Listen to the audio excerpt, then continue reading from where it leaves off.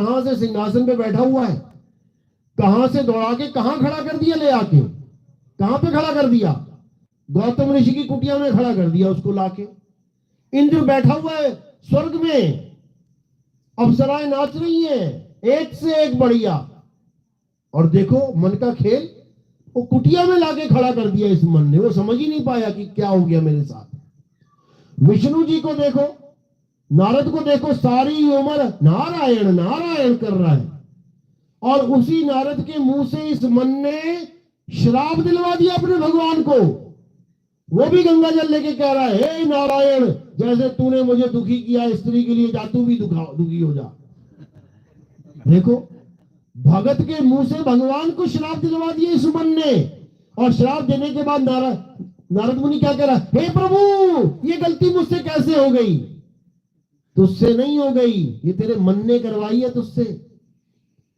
ये मन बड़ा शातिर है भाई, ये बहुत शातिर है। ये तुम्हें इतना भी आभास नहीं होने देता कि तुम दुखी हो कि तुम्हारा मन दुखी है, तुम खुश हो कि तुम्हारा मन खुश है, क्योंकि तुम अपने स्वरूप को भूल के मन को ही अपना स्वरूप मान बैठे हो। मन दुखी है तो तुम्हें लगता है यार मैं दुखी हूं, मन खुश है तुम्हें लगता है यार मैं बड़ा खुश हूं। अरे तुम ना दुखी हो सकते हो ना तुम खुश हो सकते हो, तुम दुख और खुश दोनों से परे हो, समझ लो। इतना खतरनाक है ये, तुम्हें सपने में भी आभास नहीं होने देगा कि तुम सोच रहे हो कि मैं सोच रहा हूं।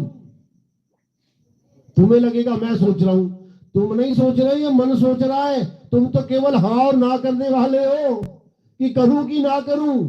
सारे विचार मन ही पैदा कर रहा है। तुम्हें लग रहा है मैं सोच रहा हूं, तुम नहीं सोच रहे कुछ भी। ये मन सोच के ऑप्शन दे रहा है तुम्हें, ए या बी, और तुम अंगूठा लगा रहे हो ए या बी। समझ लो, तुम केवल हाँ और ना करने वाले हो। सारे काम मन के चल रहे हैं। इसलिए साहिब कह रहे हैं कि मन जाता है तो जाने दे, तू थाम के राख शरीर। मन कह रहा ऑप्शन ए, तुम कह बी, कर बेटा क्या करता है तू। मन कहेगा बी, तू क्या ऑप्शन ए, कर बेटा तू क्या करता है। यानी समझ जाओ इसके खेल को, बहुत शातिर है ये, बहुत शातिर है।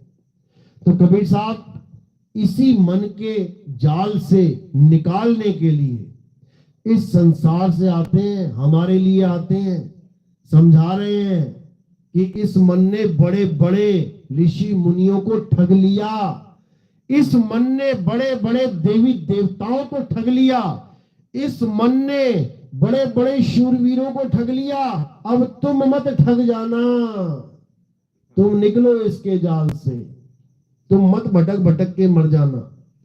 तो साहिब इसी मन के ऊपर जो जिसका अस्तित्व पूरे संसार को चला रहा है, उसका ज्ञान देने के लिए आते हैं। यानी मन भी उससे ताकत ले रहा है, इसीलिए विचार उत्पन्न कर पा रहा है। वो कौन है, उसका ज्ञान समझाने के लिए आते हैं। वो क्या है, आत्म देव है। उस आत्म देव का स्वरूप हमें प्राप्त करवाने के लिए आते हैं, ताकि हम अपने निज स्वरूप में आ जाएं और हम मन से ज्यादा पावरफुल हो जाएं। यानी हम मन रूपी घोड़े की लगाम को पकड़ के खींच सकें। नहीं तो ये तुम्हें लाद के लेके जा रहा है बिना लगाम वाला, दौड़ता ही जा रहा है और तुम ऊपर बैठे हुए आराम से।